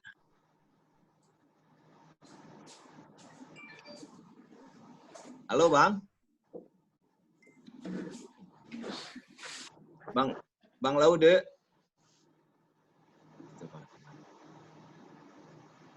Bang Laude Kamaludin, mangga Bang Laude. Ya, sudah bisa. Iya Bang, iya Bang. Yo, Ya, Bang. baik. Bang. Terima kasih. Bismillahirrahmanirrahim. Assalamualaikum warahmatullahi wabarakatuh. Waalaikumsalam warahmatullahi wabarakatuh. Alhamdulillah. Alhamdulillahilladzi an'amana bi ni'mati imani wal Islam. Wassalatu wassalamu ala asrofil anbiya'i wal mursalin wa ala alihi washabi ajmain amma ba'd. Pertama-tama saya ucapkan terima kasih kepada host Kang Jana yang memberi kesempatan, dan terima kasih kepada Bang Akbar, kemudian Pak Mahfud, kemudian Pak Muhajir Effendi, dan Presidium dan yang lain-lain. Alhamdulillah, ini strategi dari Dewan Etik itu no news is a good news. Oleh karena itu sering dilupakan. Dan itu memang khas dari Dewan Etik ini. Baiklah, Kang Jana. Di dalam kita memasuki new normal ini, saya sendiri di samping menjadi Wakil Ketua Dewan Etik, juga memimpin sebuah yayasan kami yang independen, namanya Yayasan Insan Cipta Bangsa, yang mengirim mahasiswa kita yang aktivis ke luar negeri. Nah, di dalam konteks ini, diam-diam saya amati apa yang dilakukan oleh Kang Jana mengumpulkan data. Nah, dari apa yang kita lihat, maka segera pernah saya menjadi expert di India membangun Indira Gandhi Cyber University yang mahasiswanya sekarang ini sudah 10 juta orang sampai di pedesaan. Dan dosennya itu diambil dari seluruh India. Data yang dikumpulkan Kang Jana itu sudah cukup menjadi dosen kita sendiri sehingga bisa lahir sebuah perguruan tinggi baru yang punya Kahmi untuk bahagian dari kelanjutan pendidikan dari adik-adik kita. Nah, ini dalam konteks ini Kang Jana telah berbuat sesuatu yang sangat fundamental dan luar biasa. Kemudian daripada itu, di era digital ini, kebetulan saya menginisiasi banyak hal di sini, perlu ada pohon informasi Kahmi terintegrasi berbasis big data. Problem kita itu kan di data yang dilakukan oleh Kang Jana ini. Bukan database, tapi big data dengan setiap orang memiliki informasi yang banyak. Inilah yang menjadi kekuatan baru di new normal ini bagi Kahmi, dan inilah inovasi yang mungkin bisa kita sumbangkan kepada bangsa ini. Nah, data-data yang dikumpulkan oleh Kang Jana ini bisa kemudian dikapitalize untuk berbagai hal. Yang paling positif itu adalah tetap saja kita berada pada perkaderan kita juga. Kemudian yang akan dilakukan itu juga adalah masalah-masalah pendidikan itu sebagai hal yang sangat fundamental di kita. Nah, jadi pohon informasi yang kita kemukakan itu tidak lebih sebenarnya adalah suatu manajemen berbasis big data dan teknologi informasi, gitu ya. Tujuannya untuk mengolah data. Dari data itulah apa saja yang kita miliki itu bisa membuat Kahmi ini berperanan di dalam virtual. Nah, ini dia hal baru. Virtual participation, dan itu ada di new normal. Saya kebetulan di dunia internasional bergabung di kelompok-kelompok seperti itu, saya sudah lihat. Ini dunia akan lari ke situ sehingga perguruan tinggi, kalau dalam dunia perguruan tinggi yang sekarang ini tidak akan hilang, tetapi di masa depan bukan lagi membangun gedung, tetapi kita sudah harus membangun virtual ini yang banyak, dimanfaatkan, dan ini akan membuat kami itu kuat. Karena kita alumni yang di data Kang Jana itu sudah cukup menjadi dosen. Dan setiap saat itu secara otomatis dengan information atau IT of thing itu sudah bisa kemudian akan membantu kita untuk terus bekerja dengan Internet of Things, kemudian GIS yang ada dengan big data ini, dengan sensor, itu sekarang itu tersedia. Dan yang jago-jago atau yang ahli itu ada di kami, cuma tidak terintegrasi, itu persoalan kita. Nah inilah barangkali hal yang penting yang saya harapkan nanti kepada presidium di dalam rapatnya nanti itu sudah bisa direalisasi. Oke, dari segi konsepsi kita kuat, tetapi dari segi aplikasi itu perlu menjadi hal yang perlu kita perhatikan.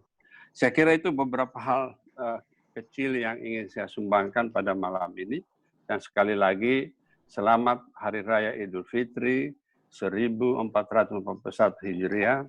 Minal aidin wal faizin. Mohon maaf lahir dan batin. Terima kasih Kang Najah. Wabillahi taufiq wal hidayah. Assalamualaikum warahmatullahi wabarakatuh. Waalaikumsalam warahmatullahi wabarakatuh. Waalaikumsalam warahmatullahi wabarakatuh. Terima kasih Bang Laude. Ditunggu gagasan-gagasannya, insya Allah akan lebih baik untuk ke depan. Saya sebenarnya sudah mencoba menghubungi mantan-mantan ketua umum hampir semuanya, termasuk Bang Ridwan Saidi sebenarnya, tetapi kelihatannya Bang Ridwan Saidi tidak bisa bergabung. Jadi malam ini yang ada adalah Bang Humaydi. Jadi sekarang ini ketua umum yang paling senior, Bang Ridwan Akbar, selanjutnya Bang Ridwan Saidi, ada Mas Humaydi Sarif Romas. Mangga Mas Hum, ditunggu. Oke, terima kasih Mas Syam. Assalamualaikum warahmatullahi wabarakatuh. Waalaikumsalam warahmatullahi wabarakatuh. Pertama saya menyampaikan terima kasih atas kehadiran 3 senior kita, Bang Akbar, Bang Mahfud, juga pada Menko KM Pak. Dan semuanya sudah kita pahami bersama-sama. Dan mereka adalah pejabat-pejabat negara yang sekarang berperanan. Dan yang kedua, saya bersyukur kepada Allah SWT bahwa kita bisa hadir dalam suatu silaturahmi virtual yang sangat bisa bermanfaat dalam pergaulan di antara kita sendiri, alumni HMI. Tapi barangkali saya perlu memberikan message saja pada pertemuan ini secara pendek. Kita harus memahami HMI sebagaimana HMI-nya, sebagaimana adanya. Bahwa HMI itu unik sejak kelahirannya sampai pada output di dalam lingkungan HMI. Karena itu saya sebut unik. HMI itu berbagai anggotanya berbagai macam aliran. Itu penting sekali. Apakah dia NU, Muhammadiyah, Ahmadiyah, Syiah, bahkan dan lainnya ada di dalamnya. Ya. Dan kelompok sektor-sektor dalam Islam hampir masuk di dalam tubuh HMI.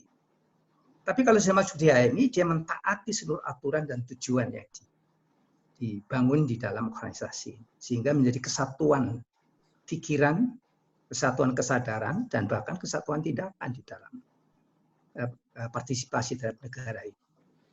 Ini saya kira modal yang paling penting.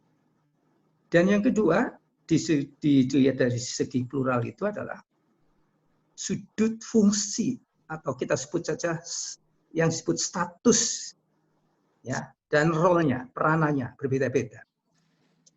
Ya kan, baik itu di dalam lembaga-lembaga masyarakat yang ada maupun di dalam internalnya kita. Ada yang statusnya menjadi pejabat, ada yang tidak pejabat. Peranannya berbeda dengan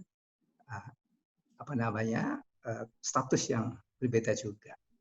Sehingga perbedaan status dan peran ini menimbulkan keanekaragaman juga di HMI itu. Bukan pada tidak hanya HMI, di kalangan alumni HMI juga. Dengan pluralitas yang seperti ini, maka perbedaan di HMI tidak mungkin, dan di kalangan alumni tidak mungkin diingkari. itulah hakikat HMI. Ya kan, ini satu hal yang penting sekali harus difahami. Tapi mereka diikat satu tujuan. Tujuan kita bersama sebagai alumni adalah bertanggung jawab atas terwujudnya masyarakat adil dan makmur yang diridhoi Allah SWT. Seperti yang dikatakan oleh Mas Akbar tadi. Saya kira ini penting sekali, sehingga ikatan kita sebagai anak bangsa, disitulah kita letakkan. Dan HMI harus taat kepada hukum nasional. Dan juga tetap harus bersikap kritis terhadap apa yang ada di dalam kehidupan bangsa ini. Sehingga melahirkan, lihat dari keanekaragaman ini, saya melihat ada 3 juga peranan alumni yang ada dalam viral ini. Yang berbeda-beda. Jalan pikirannya dan juga mungkin langkah-langkahnya. Kalau kita lihat tadi JSN, itu kan jalan sehat, itu juga suatu struktur kegiatan HMI yang eksis di dalam HMI. Yaitu menaruh yang bertujuan mungkin menyehatkan para anggota alumni HMI. Maka disebut jalan sehat. Menarik kan? Dan jalan sehat itu non-struktural. Dan dibolehkan di dalam KHMI ini, saya kira. Dan itu wajar perbedaan itu. Karena tadi peranan dan statusnya berbeda dengan yang ada di KHMI. Yang kedua adalah, kalau kita lihat, ciri yang kedua adalah KHMI. Yang dipelihara adalah, sekarang ini menurut saya, jalan sehat enggak? Tidak. Jalan di tempat KHMI itu. Siapa ada jalan lain, jalan yang ketiga, yaitu memelihara jalan pikiran yang bebas berpikir dan kritis. Sehingga seolah di HMI itu, di alumni HMI ada 3 ciri. Jalan sehat, jalan pikiran, jalan status. Atau jalan mandek gitu. Jalan pikir yang mandek. Karena itu saya melihat 3 kelompok ini perlu bersinergi. Karena dengan sinergi dengan ketiga kekuatan ciri HMI itu, maka sebenarnya bangsa ini, negara ini, bahkan HMI ini dipelihara kebebasan berpikirnya, di dalam menyampaikan pendapatnya, dan dijamin oleh Undang-Undang Dasar. Itu penting sekali buat kita. Jangan sampai alumni HMI diseragamkan. Itu yang saya selalu berbeda. Jadi kalau orang yang sudah duduk di satu tempat, mau menyeragamkan yang lain, tidak bisa. Itu hak orang lain di kalangan HMI. Berpartai pun berbeda-beda di kalangan alumni HMI. Dan bahkan kiprah masing-masing alumni HMI juga berbeda-beda. Ada yang di organisasi, di yayasan, dan sebagainya. Itu satu hal yang realitas yang tidak bisa dipungkiri dalam HMI sendiri. Karena itu saya ingin mengatakan, kalau ini dipelihara bersama-sama di dalam sebuah negara Republik Indonesia yang berdasarkan Undang-Undang Dasar 45 dan Pancasila, ini menurut saya itu jalan yang harus ditegakkan. Dan HMI sejak lahirnya dalam sejarah menegakkan Republik ini untuk tetap lurus jalannya. Kita pernah menghadapi PKI di Madiun, Pak Ahmad Yato Sudiro, meluruskan bangsa ini dan kemudian menumpas peristiwa Madiun tahun 48. Itu juga bagian dari perjuangan HMI. Dan itu tidak pernah dilepaskan dalam sejarah maupun di dalam sampai hari ini. Yang kedua juga tahun 65. Begitu dia PKI melakukan pelanggaran kemanusiaan, bahkan konstitusi, dan pelanggaran ketatanegaraan, maka dia wajib dibubarkan pada saat itu. Itu pun bagian dari pengalaman sejarah HMI. Dan itu tidak bisa dilupakan. Sejarah adalah bagian dari apa yang kita sebut menuju pada kearifan baru di masa depan. Jadi kalau suatu hal-hal tertentu yang terjadi dalam diri kita itu, maka kita lihat sejarah ini menjadi sangat erat sekali kaitannya dengan manusia. Ada 3 hal dari dalam sosiologi kita katakan. Kalau kita baca sosiologi, manusia ada 3 hal yang tidak bisa dipungkiri. Pertama, tatap muka masa lalu, itu sejarah masa lalu. Tatap muka masa sekarang, yang sekarang kita hadapi. Tapi yang kedua, tatap muka dengan struktur anonim, yaitu norma-norma yang hidup di dalam suatu bangsa. Itu mengikat kita juga. Dan 3 norma ini yang ada di dalam ini menjadi stock of knowledge-nya HMI. Dan HMI memiliki pengalaman sejarahnya, dan itu bagian daripada stock of knowledge-nya HMI. Sehingga gerakan alumni HMI dan HMI sekaligus dengan sendirinya ada memiliki peranan dan juga status yang berbeda-beda dalam ini. Bahkan di dalam parpol, saya paling nggak setuju sebenarnya apa yang disebut oposisi, tidak. HMI tidak pernah beroposisi. Sejak saya merasa ketua HMI, baik cabang tahun 70, PP HMI saya 76, 79, 78, saya tidak pernah beroposisi. Tapi mengkritik segala sesuatu yang memang untuk kepentingan bangsa dan negara, wajib hukumnya, tidak boleh dilarang. Ini supaya alumni juga paham semua yang di pejabat dan juga di dalam partai politik, misalnya. Karena itu 3 sinergi tadi, alumni yang berfungsi menjadi jalan sehat, alumni yang berfungsi sebagai jalan, tanda petik, kita di tempat atau status quo, itu kami, dan yang ketiga, jalan alumni yang ketiga, yaitu jalan pikiran, yang memelihara jalan pikiran HMI. 3-tiganya itu kalau bisa merupakan sinergi dalam kekuatan HMI. Apakah sebagai akademisi, apakah bukan akademisi, dan mereka praktisi, itu semuanya saya kira harus difungsikan di dalam kehidupan berbangsa dan bernegara. Agar demokrasi kita ini tetap tegak sebagaimana kita harapkan. Siapa saja yang melanggar atau melawan demokrasi bagi HMI 10, pastilah HMI harus bersuara. Bahkan kami dalam sejarah selalu berbicara soal itu. Sehingga dalam banyak hal kita mendidik sama adik-adik kita, berpikir kritik itu bagian dari keilmuan, bukan dari partai politik atau bukan dari visi politik. Berbeda itu adalah sangat insaniah dan itu sangat manusiawi, tidak bisa diungkiri. Apakah dia di partai atau dia di partai, semuanya saya kira perlu dipelihara bersama-sama. Tidak usah alumni HMI dalam kekuasaan itu khawatir terhadap perbedaan ini. Karena kesetiaan kita kepada nilai dan kebangsaan kita tinggi. Bahkan kepada loyalitas kepada negara sangat tinggi. Bisa disebutkan dalam sejarah. Tetapi kalau itu bentuk-bentuknya kritik seperti itu, dibiarkan. Karena biar bangsa ini semakin cerdas. Dan jalan pikirnya juga berkembang dengan baik. Itu harapan saya. Karena itu juga kalau ada alumni yang berbeda pendapat sesama kita, wajarlah pada hari ini, kebetulan hari Idul Fitri, yang kita kembali pada fitrah, yaitu saling memaafkan, saling menerima kesalahan kita masing-masing, dan menarik sebenarnya. Waktu kita saling memaafkan, sebenarnya secara terang-terangan kita menyatakan saya salah, Anda salah, masing-masing itu memaafkan. Itu menarik. Tradisi ini di HMI sangat kuat. Berbeda sama kita, tetapi tetap menjadi saudara yang terbaik buat kita. Karena itu mungkin ikatan norma, atau di sini kalau saya sebut ikatan tauhid di HMI itu kuat sekali, sehingga perbedaan itu tidak merupakan bagian dari halangan untuk di antara kita.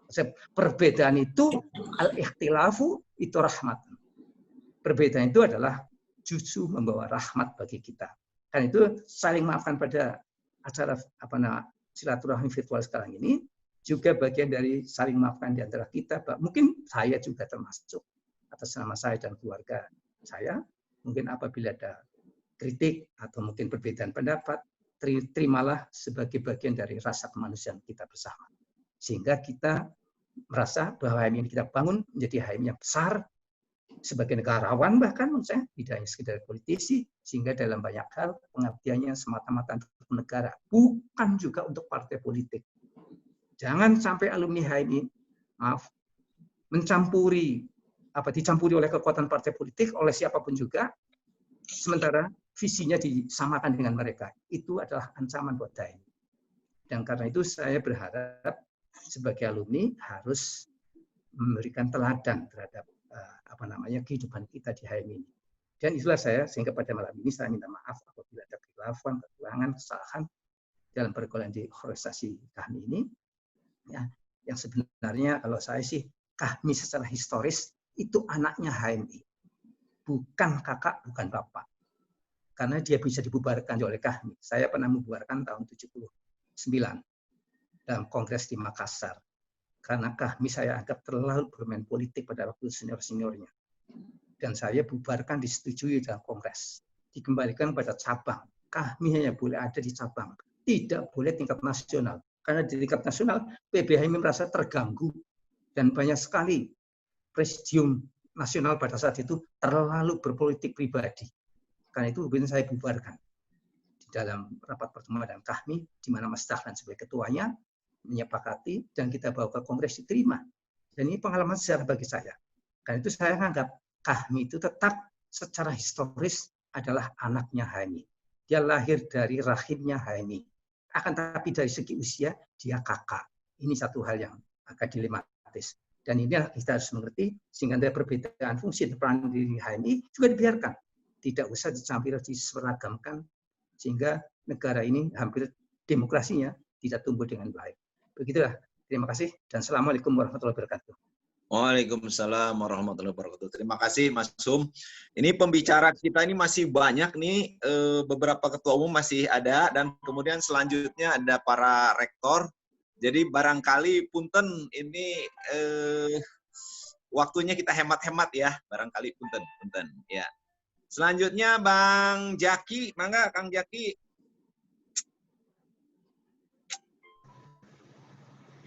Mangga Kang Jaki. Assalamualaikum. Waalaikumsalam. Alhamdulillahi rabbil alamin.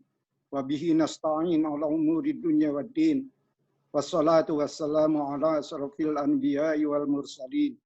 Wa ala alihi wa sahbihi ajma'in. Allahumma aftah lana futuhal arifin. Waj'al a'malana khalisatan liwajhikal karim.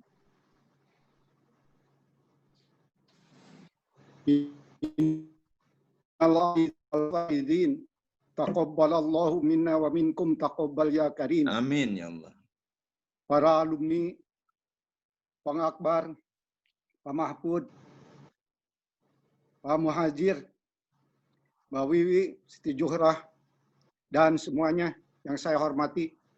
Mudah-mudahan dalam pertemuan virtual ini kita mendapat berkah dari Allah Subhanahu wa Ta'ala. Amin. Saya dalam kesempatan ini ingin menyampaikan bahwa komunitas HMI itu adalah komunitas peradaban. Komunitas yang memiliki komitmen untuk membangun peradaban ke depan. Karena Islam sebagai agama peradaban. Agama yang harus membawa umatnya di dalam masyarakat. Karena itu tujuan HMI hampir sama dengan tujuan Indonesia. Merdeka, bersatu, berdaulat, adil dan makmur, dan bertanggung jawab terhadap terbentuknya masyarakat adil dan makmur yang diridhoi oleh Allah Subhanahu wa Ta'ala. Tujuan ini adalah menjadi komitmen kita sebagai masyarakat kosmopolitan, masyarakat yang memiliki komitmen terhadap untuk mewujudkan peradaban. Oleh karena itu, jangan mempersempit atau memperkecil peran kita di dalam kehidupan, baik berbangsa maupun bernegara, tapi kita punya misi kemanusiaan yang lebih mulia, yaitu bagaimana mewujudkan peradaban. Karena peradaban itu adalah sesuatu yang harus diciptakan oleh manusia. Dan karena waktu seperti yang diingatkan Mang Jana tadi, bahwa kita harus komitmen dan mengukur diri, mengevaluasi, muhasabah, seberapa jauh kita itu bermanfaat bagi yang lain. Khairun nas anfa'ukum linnas. Assalamualaikum warahmatullahi wabarakatuh. Waalaikumsalam. Terima kasih Kang Jaki. Semoga tambah sehat, tambah barokah. Selanjutnya Bang Saleh Halid. Mangga Bang Saleh Halid dari Medan, rupanya sedang di Medan.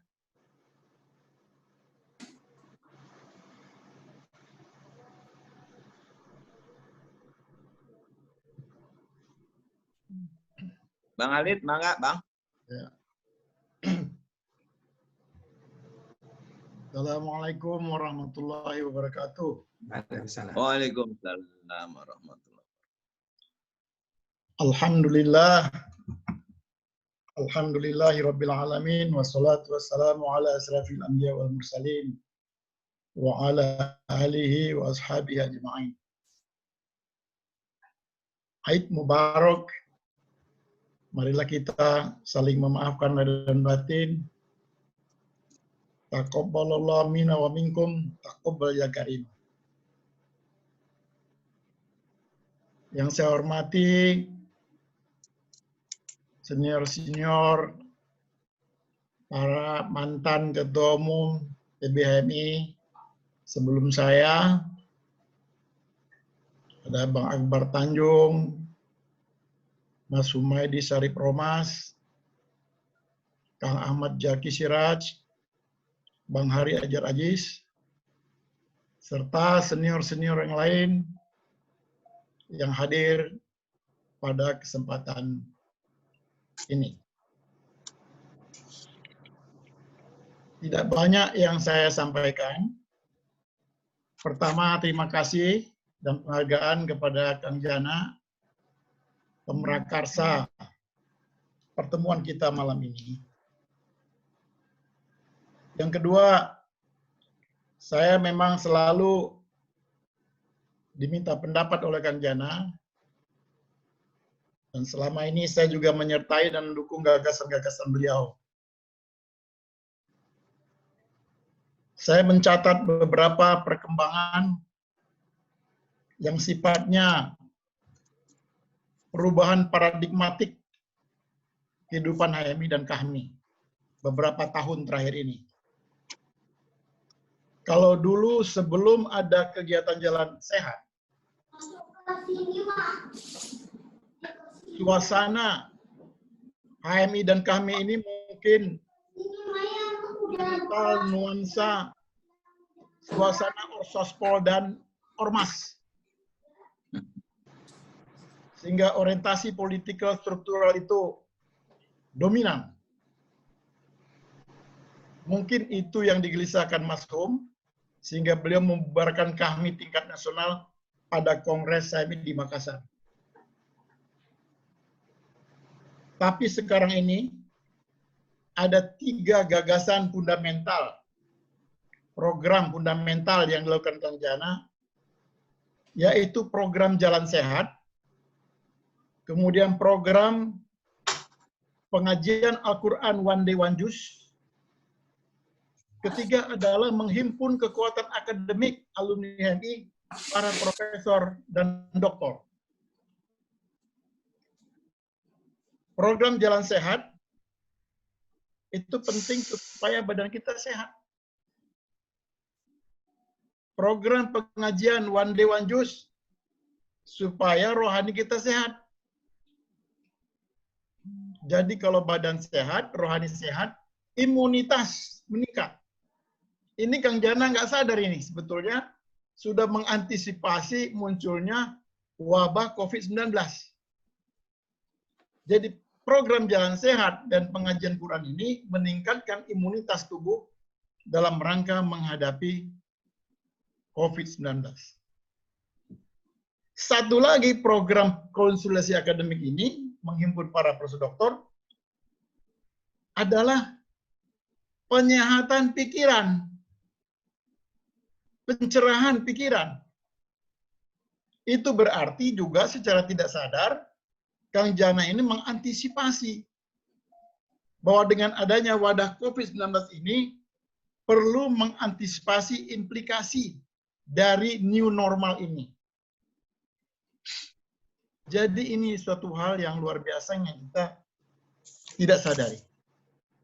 Alhamdulillah, rupanya secara natural, secara kultural terjadi. Sehingga dengan demikian tadi ada yang mengatakan bahwa kalau KAHMI nasional itu secara formal itu pendekatannya struktural, tapi apa yang dikembangkan oleh Kang Jana ini bersifat kultural, jadi saling melengkapi, saling sinergi untuk kebaikan dan kemajuan HMI dan KAHMI di masa-masa yang akan datang. Amin ya Allah. Para senior dan rekan-rekan sekalian, saya menggarisbawahi perlunya kajian-kajian lebih intensif, lebih mendalam, bagaimana implikasi new normal ini. Ada satu tulisan yang menarik yang sudah viral dari Rektor IPB, Profesor Arif Satria, yang sudah memerinci aspek-aspek yang perlu di-adjust dalam kehidupan kita. Saya kira ini perlu dikembangkan lagi, supaya paling tidak keluarga besar HMI, keluarga besar kami lebih siap di dalam menyongsong dan merespon perubahan-perubahan yang terjadi masa yang akan datang.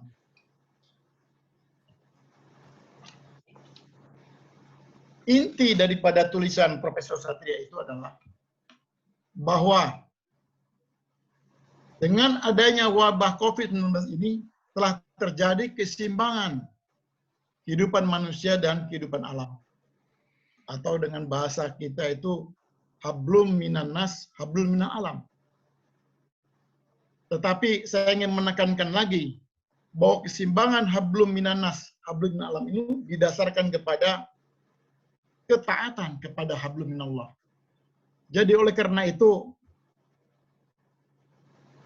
dalam 3 bulan kita ini, dalam kehidupan yang terlockdown atau PSBB, ditambah lagi kehidupan dalam bulan Ramadan ini, nampaknya himne HMI yang di situ ada turut Quran dan hadis, nampaknya itu perlu diwujudkan secara lebih konkret. Tidak hanya sekedar himne, turut Quran dan hadis itu harus dikonkretkan bagaimana itu, supaya pola pikir HMI dan kami itu betul-betul bisa mengacu kepada terwujudnya masyarakat makmur yang diridhoi Allah Subhanahu wa taala. Kalau tidak, apa yang dikatakan Mas Hum, ya pluralitas tinggal pluralitas, Mas. Pluralitas itu harus digiring kepada satu acuan berpikir yang menunjang ke arah terwujudnya masyarakat makmur yang diridhoi Allah Subhanahu wa taala. Saya kira itulah yang bisa saya sampaikan. Lebih kurang saya mohon maaf. Wabillahi taufik wa hidayah. Wassalamualaikum warahmatullahi wabarakatuh. Takbir. Selalu ditunggu ya Bang ya. Semoga tambah sehat, tambah barokah. Amin. Selanjutnya yang mewakili Ketua Umum PBHMI ada Cak Yahya. Mangga Cak Yahya. Ini yang terakhir sebelum para rektor. Terima kasih Kang Jana. Sebentar. Udah ya? Ya, sudah. Silakan, Cak. Assalamualaikum warahmatullahi wabarakatuh. Waalaikumsalam. Minal aidin wal faizin. Mohon maaf lahir dan batin.